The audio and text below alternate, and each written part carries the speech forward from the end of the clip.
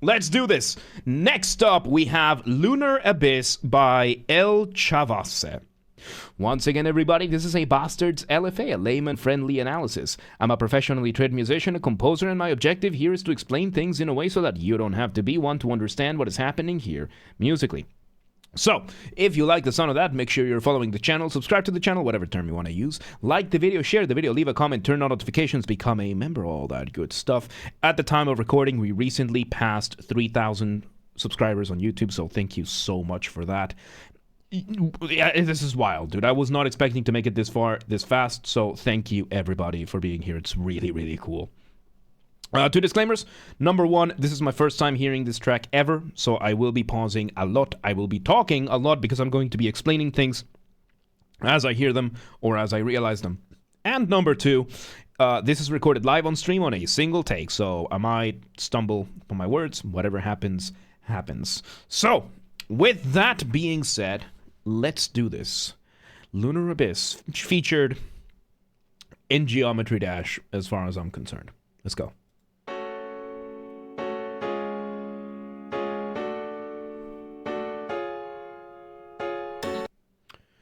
So we start with a piano giving us our initial chords, and it could potentially be our initial motif. Motif being the smallest version of our musical idea, the seed, the essence from which everything else comes from. And yes, disclaimer, we did do the Lunar Abyss and Solar whatever the other track was, mashup. Yeah, I can already tell this is different. So yeah, this is my first time hearing this. All right, let's see where this goes. So yeah, we were having another thing going on here. So I'm just going back a second so that I can hear the transition again.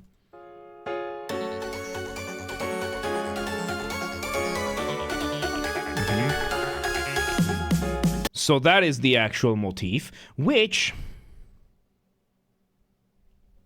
yeah, I would say the piano is an elongation with the leading tones. So when it comes to the piano is playing chords, and there's something called the leading tone.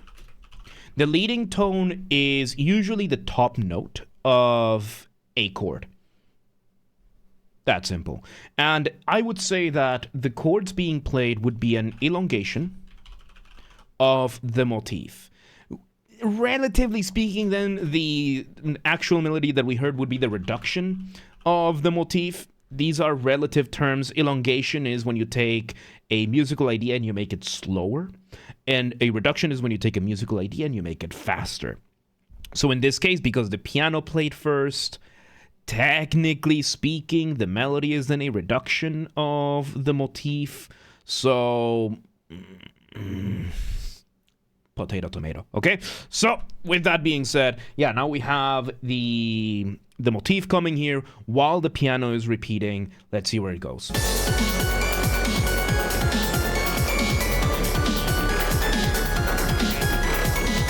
So yeah, we're having this going on. We're doing another repetition of this. And in the background, somewhat subtly, we have the whoop whoop dubstep bass making its first appearance, adding a bit of extra texture to this whole thing. So, yeah, I would say it works. It works, because usually when it comes to the bass, you're going to want like an actual bass, but the EDM dubstep bass is not technically a bass. It's more like a full-on texture. So let's see where we go. But you can hear it there approaching. We repeat it, yeah, repetition.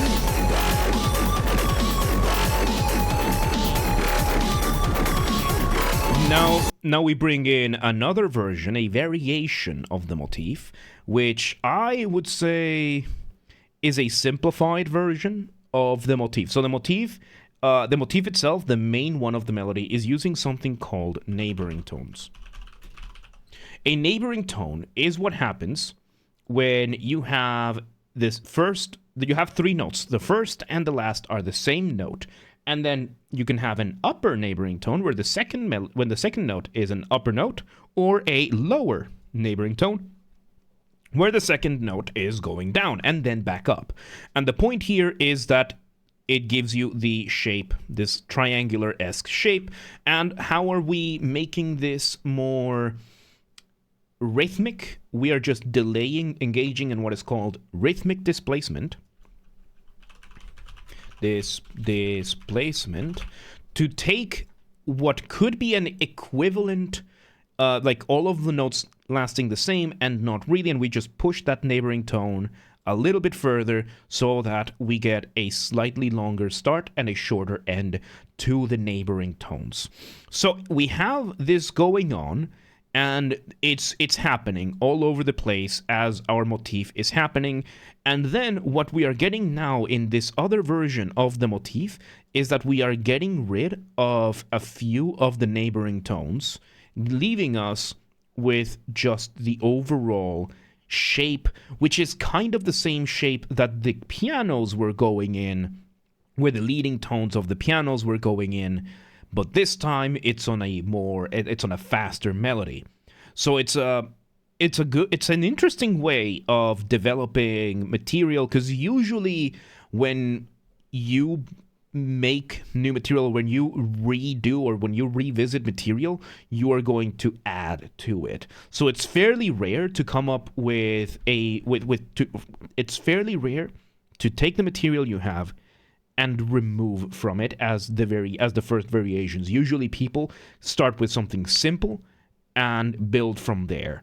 And it could be that Lchavasse had a very simple melody and then just put it down the line so that it's complicated at the start and it simplifies down the line. Let's see how it goes.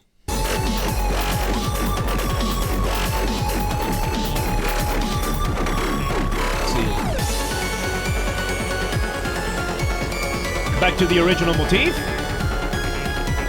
Back to the original motif with more bass, but now the drums are different. We have gone off the ramp. So going off ramp is a colloquial term that I use. Colloquial just means there's no official academic definition for it, or at least none that I am going to use for the sake of explaining. Going off the ramp is basically a transition part where you make your listeners feel suspended up in the air at the mercy of inertia, waiting to see where it is you're going, right? And how do you do that? Remove the drums. We remove the drums, not the bass. And with that, yeah, we're off the ramp. Let's see where this goes. Repeat the motif, yeah. Build up and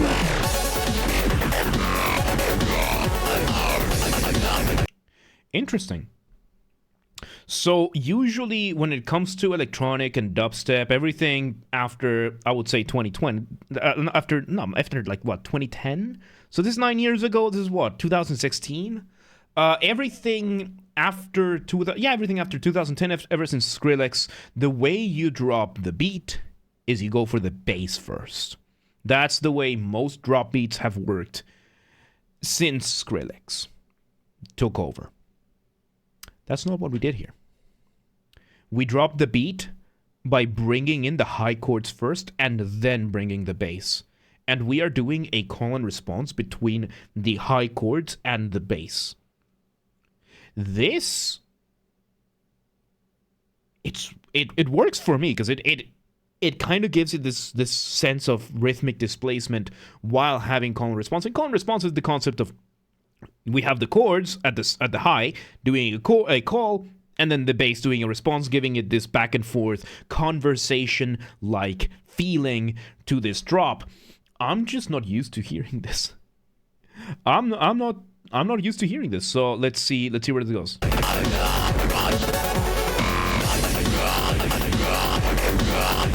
Now we're going for the bass. But yeah, we're still getting those chords up there. We're introducing some melodies.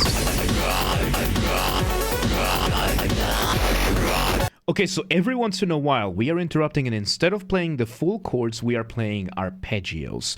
So arpeggios is just when you play a chord one note at a time. And yeah, it feels like it's developing. It feels like it's developing. This is good. Let's see where it goes.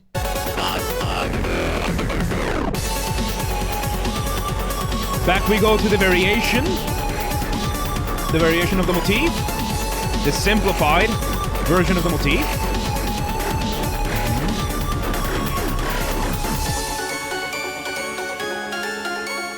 Off the ramp we go with a recapitulation of the start. So recapitulation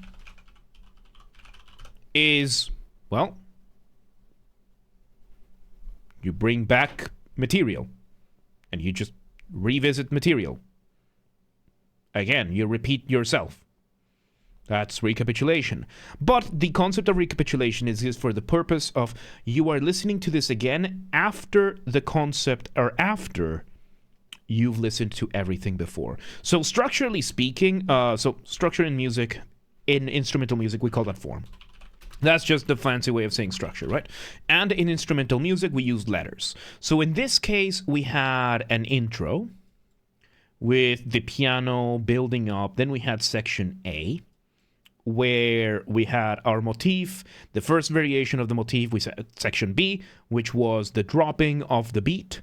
Now we had section A, which is called A prime, which is a variation of A. The apostrophe symbolizes the variation, which in this case, A is divided in two parts. The first variation of the motif, the second variation of the motif. And this time for A prime, the second variation of the motif comes first. Now we're doing the first variation, recapitulating the intro. Now, it is possible that we're going to go back to the second variation after this and then go somewhere else. Let's see where this goes.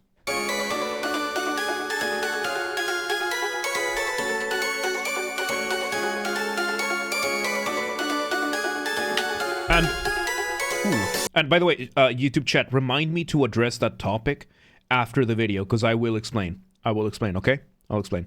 So let's see where it goes. So yeah, we got the piano and everything.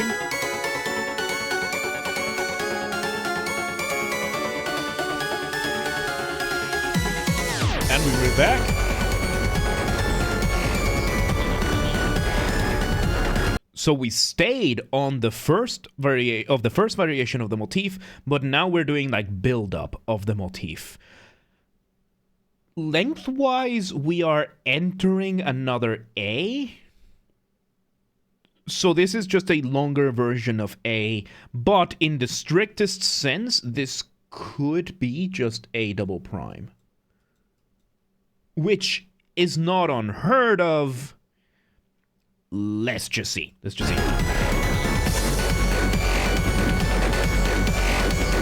No, this is transition. No, this is not.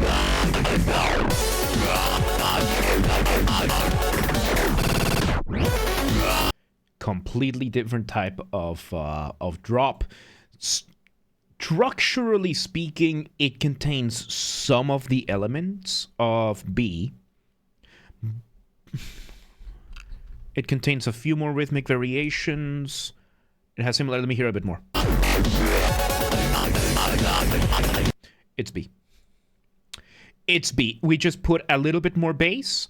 We are in B prime. So from A to B to A prime to B prime. Musically, this is pretty much the same idea as the first drop. We are just making small variations because we are still doing the back and forth between the chord, the upper chords and the bass, the whoop whoop bass, and it works. It works, especially because we are adding more rhythm to that bass. We're adding that glitchiness, kill switch that that electronic music has. Kill switch is a gadget that started with guitars, which is a button that you can push that immediately turns off volume. And when you let go, it brings the volume back. It's a really, really fun gadget to have. And in electronic music, it is one of the most powerful tools that electronic musicians have had. So let's see where this goes. Killbot? No, kill switch. So kill switch, let me just write it down. A kill switch. It's a gadget. One of the best artists to ever use a kill switch is Buckethead. He's an absolute master of that. And he's a guitarist, so he's from that era of, like, you know, Steve Vai and Santana and all those guitarists. He is from one of those. And yeah, he uses a kill switch, and in electronic music, the concept of the kill switch is what we hear here. So as a GD level, that's why he's asking. Oh yeah, I have not played Geometry Dash, so yeah. I think this is the first time I've said it on the video. So yeah, I've never played the game. Let's see where this goes.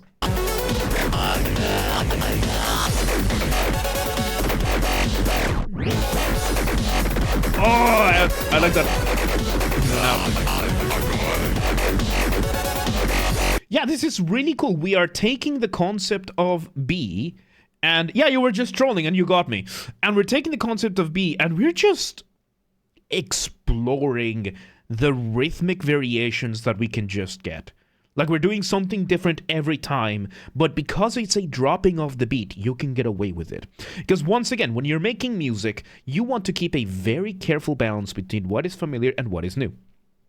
Too much familiarity, too much repetition of the same things over and over, and you risk boring the audience, they tune out. Too much new material too quickly, you risk overwhelming the audience, they tune out. However, when it comes to form, your A section and your B section need to have some sort of inherent contrast. So how do you introduce a contrasting section, something that sounds fresh and new, while also keeping that balance between new and known? Usually, in most cases, you just take the motif and you redo the motif, or you redo the rhythm or something like that. In the case of electronic music, dropping the beat is one of the very few exceptions where you can really do whatever you want, and if it sounds fun and if it sounds cool, you get away with it. So in this case, while most other genres would require you to have some sort of connecting tissue between all of these sections, electronic music, the only connecting tissue you are really going to need is from B back to A, which was revisiting the motif. And that's it. That's it. Let's see where it goes. Oh, it's volume. We re-explore this again. Those chords. The back and forth between the up and down. Oh, that was nasty. Nice. Alright, let's see. Okay. Alright, let's see where you take this. And we bring it back to another recapitulation. We are back to A. Huh. We are back to A. Now, we just passed the climax. That sounded pretty climactic. When it comes to music, usually the last like 1 or 2 minutes of your song, of your track, is going to be climax, right? Like, that's when you want to go all out and everything. You could use A as an outro. It's very common to have that. Let's see where this goes.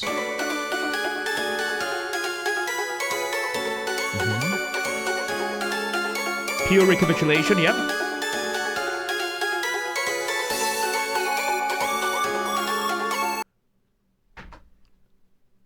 And we actually, for the first time, engage in counterpoint, where we bring both variations, all three, because the piano chords are there, which are technically the original version of it.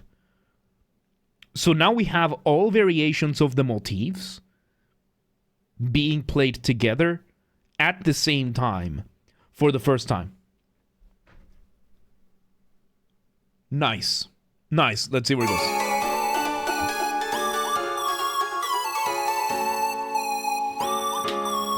Oh, we removed the middle motif. And And we bring one last whoop of that whoop bass, and we just let the energy dissipate. We let those notes ring, and bada beam, bada boom, we got A as an outro. So, very straightforward binary. Very straightforward binary. But it worked really well. You don't need to reinvent the wheel. You don't need to reinvent the wheel for this. And there you go. That was Lunar Abyss by Lchavasse from featured in Geometry Dash. So, man, that was really cool. That was really, really fun. Once again, everybody, this has been a Basterd's LFA, a layman-friendly analysis. I'm a professionally trained musician, a composer, and my objective here has been to explain things in a way that you don't have to be one to understand what's happened here musically. So, if you're watching this on the YouTube video archive thing, make sure you're following the channel, subscribe to the channel, whatever term you want to use, like the video, share the video, leave a comment, turn on notifications, become a member, all that good stuff. Once again, at the time of recording, we recently just passed 3,000 subscribers on YouTube. Thank you so much for being here, man. I was not expecting to make it this far, this fast, so this is awesome. I am super grateful for being here. I don't take this for granted, so thank you. Thank you. If you want to listen to this without me interrupting every 3 seconds, I will be linking it in the description down below. If you want to request songs and you're not on the live stream, go to the Discord link down below. Go to the LFA requests channel and follow the instructions on the pinned messages. And if you want to catch the streams when they happen live, we aim for Monday through Friday, 6 p.m. Central European Time. If you want to see the full stream schedule in your local time zone up to date, Discord, Twitch, they both have the schedule in your local time zone up to date. Link down below. And follow the gaming channel. We are on YouTube, so of course I have a gaming channel. Games are Basterd, where I put the VODs of my of the gaming after shows, of the gaming after shows when they happen, if they happen. Games are Basterd, link down below, or just search for the usernames on YouTube. Search for James R. Basterd, you swap the J for a G, and you got it. And yeah, there you go. Lunar Abyss by Lchavasse. That was fun. That was very fun. But yeah, let's move on.